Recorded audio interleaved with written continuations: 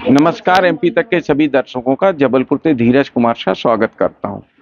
मध्य प्रदेश सरकार का बजट आने वाला है, उसमें महिलाओं के लिए क्या वादे किए जा रहे हैं मध्य प्रदेश सरकार के, और महिलाएं क्या चाहती हैं। आइए बात करते हैं कि इस बजट की खासियत ये रहेगी, क्योंकि ये चुनावी वर्ष का बजट है, तो जो महिला प्रदेश की आधी आबादी वाली है वह क्या चाहती है, इनसे चर्चा करते हैं। आपका नाम क्या और आप क्या कहते हैं? मैं Shrimati Rita Khanna Vijaynagar state bank colony से हूँ। बस मैं ये चाहती हूँ कि महंगाई कम से कम हो जाए तो अच्छी बात है।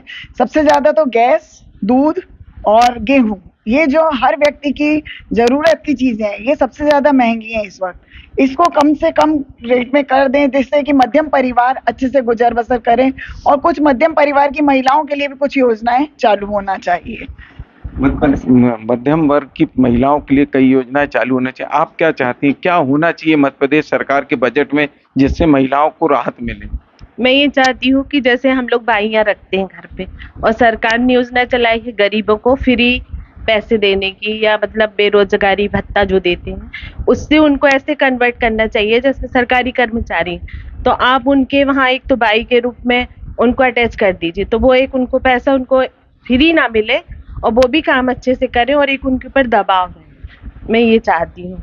और जैसे गेहूँ वगैरह है, दूध, अभी बच्चों को पोषण की जरूरत है बताते, लेकिन दूध कितना महंगा है, तो हम लोगों की बजट से बाहर जाता है। तो ये सब कम होना चाहिए और लोगों को काम मिले और काम करके पैसा मिले। सरकार की ऐसी योजना होनी चाहिए जो भी वो फ्री दे रहे हैं, फ्री ना दे के मतलब आप कोई ना कोई रूप में कहीं भी कन्वर्ट करिए उनको, कि उनको काम करें और वो पैसा ले। महिलाओं का कहना है कि काम करने के बाद ही पैसा मिले, जिनको भी मिल रहा है। आप क्या कहेंगे? अब मैं तो यही कहूंगी कि जिन्हें वो जो मैडम ने बोला है वो सही में सच है, क्योंकि आजकल क्या है ना, फ्री में मिलने लगा ना, 1 रुपए किलो गेहूँ और 1 किलो पर चावल। तो वो आजकल लेबर तक मिलते नहीं, कोई काम वाली बाई तक नहीं मिलती, क्योंकि उनको फ्री में मिल रहा है तो उनको काम करने की जरूरत ही नहीं है। और रहा महंगाई का सवाल, तो मैं तो यही चाहूंगी कि भैया दूध, तेल, जो किराना जो भी सामान हो, वो तो महंगाई तो बढ़ गई, सरकार को उस पर थोड़ा ध्यान देना चाहिए।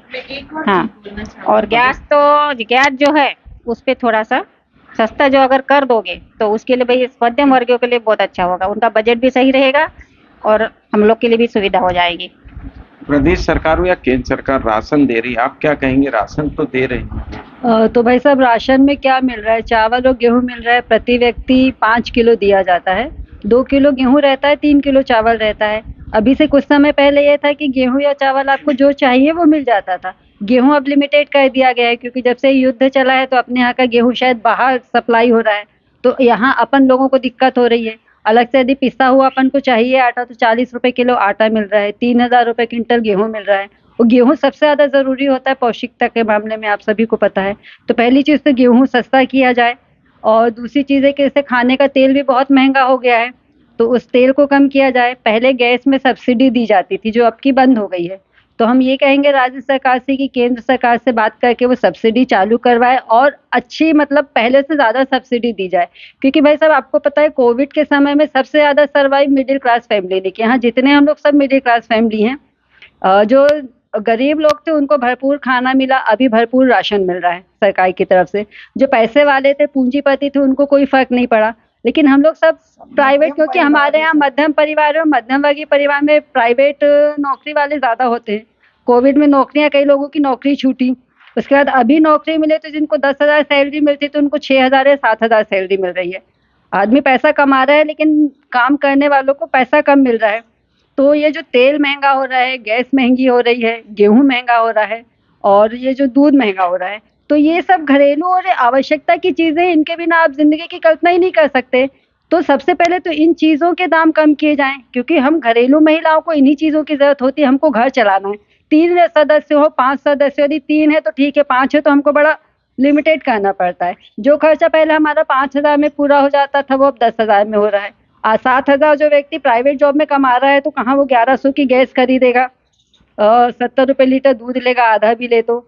तेल का पैकेट 200 रुपए, अच्छा तेल ले तो 200 रुपए। महंगाई बहुत है। अब ये कई बच्चे भी रहते हैं, महिलाओं को फीस से भी आप क्या कहेंगी शिक्षा को लेकर? सर, जैसे हम लोग मतलब कई माँ प्रति कम पढ़े लिखे होते हैं, वो चाहते हैं कि मेरे बच्चे थोड़ा अच्छे स्कूल में पढ़े। प्राइवेट फीस इतनी महंगी है कि वो पढ़ाने में सोचते हो, अगर मान लो पढ़ रहे हैं बच्चे तो फीस को बहुत टॉर्चर किया जाता है, और टॉर्चर इतना कि मतलब पेपर तक देने नहीं मिल पाता। तो कृपया करके इसमें वो कर। माँ का कई दर्द है कि फीस के कारण बच्चों को नहीं कहता। आप क्या कहेंगे? कि जैसे सरकार ने बच्चों को स्कॉलरशिप देना शुरू किया है, तो उसमें एक लिमिट होनी चाहिए कि आप अगर 2 साल फेल होते उसके बाद आपको स्कॉलरशिप बंद कर दी जाएगी। उससे बच्चों पर प्रेशर पड़ेगा और वो पढ़ेंगे, क्योंकि कई बच्चे क्या है, कई बार फेल होते जाते, उनको तो स्कॉलरशिप मिल रही है आराम से, पढ़ना है नहीं पढ़ना। कई बच्चे ऐसे भी होते हैं जो बेचारे मेहनत करते हैं, उनके हक छीन जाते हैं, और जो स्कॉलरशिप लेके आगे बढ़े। जो हम लोग जनरल हैं उनको इस बात का बहुत, और हमारे बच्चे भी इस चीज को बहुत फील कर रहे हैं और डिप्रेशन में जा रहे हैं कि हम लोग इतना पढ़ने के बाद आगे नहीं बढ़ पाते। उनको एक तो आरक्षण बहुत दिया जा रहा है, तो आप घर से एक व्यक्ति को आरक्षण दीजिए, बाकी पूरे को नहीं देना है, क्योंकि एक को दीजिए, इसमें से हमारे जनरल का भी एक बच्चा जाएगा, वहां से भी एक आएगा। तो ऐसे पूरा प्रॉपर नहीं करना चाहिए सरकार मध्य प्रदेश सरकार को और क्या करना, आप क्या सुझाव देंगे और क्या मांग कर रहे हैं इस बजट में? सरकार के लिए मैं कहना चाहूंगी कि महिलाओं की सुरक्षा की ओर भी सरकार को ध्यान देना चाहिए।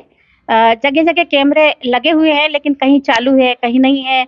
महिलाओं का बहुत तरह से शोषण होता है, और महिलाओं को थोड़ी फैसिलिटी भी देनी चाहिए, क्योंकि प्राइवेट जॉब जो महिलाएं करती हैं, मध्यम वर्गीय घर से हैं, वो अपने बच्चों को सही शिक्षा देने में असमर्थ रहती हैं। स्कूलों की फीस बहुत होती है, सरकार को थोड़ी फीस भी कम करनी चाहिए। और आरक्षण के मामले में भी सरकार को एक घर से एक ही सदस्य को आरक्षण देना चाहिए। बाकी जनरल वाले जो इतनी मेहनत करते हैं उनका नंबर नहीं लग पाता है। आरक्षण देना चाहिए, ऐसा इनका मांग है। आपका क्या कहना है बजट को लेकर? सर, बजट को लेकर तो यही कहना है कि जितनी महिलाओं ने जो वो बिल्कुल सही है। जो 5,000 भी कमाते हैं ना, तो वो अपना घर नहीं चला पाते। जैसे अब मान लीजिए गैस ही महंगी है, दूध महंगा, तेल महंगा, तो इसकी पूर्ति कैसे करे महिला? तो ये सरकार से निवेदन है कि बजट को कुछ देखते हुए ही काम करना चाहिए। वैसे मध्य प्रदेश सरकार ने लाडली लक्ष्मी के बाद लाडली बहना योजना चालू की। आपका क्या कहना है? योजना तो चालू की, आप क्या कहना है? सर, लाडली लक्ष्मी बहन योजना तो चालू की है, पर वो मध्यम वर्ग की महिलाओं के लिए बिल्कुल ही नहीं है, क्योंकि उनको भी सम्मिलित किया जा सके। सबकी मतलब जो निम्न वर्ग की महिलाएं हैं उनको ही लाभ नहीं, बाकी सभी महिलाओं को लाभ मिलना चाहिए। उनका कहना है कि सभी महिलाओं को लाभ मिलना चाहिए। आप क्या कहेंगे? मैं तो यही चाहूंगी भाई, साधारण जो महिलाएं मध्यम वर्ग उनके लिए भी सरकार ने एक योजना निकालना चाहिए।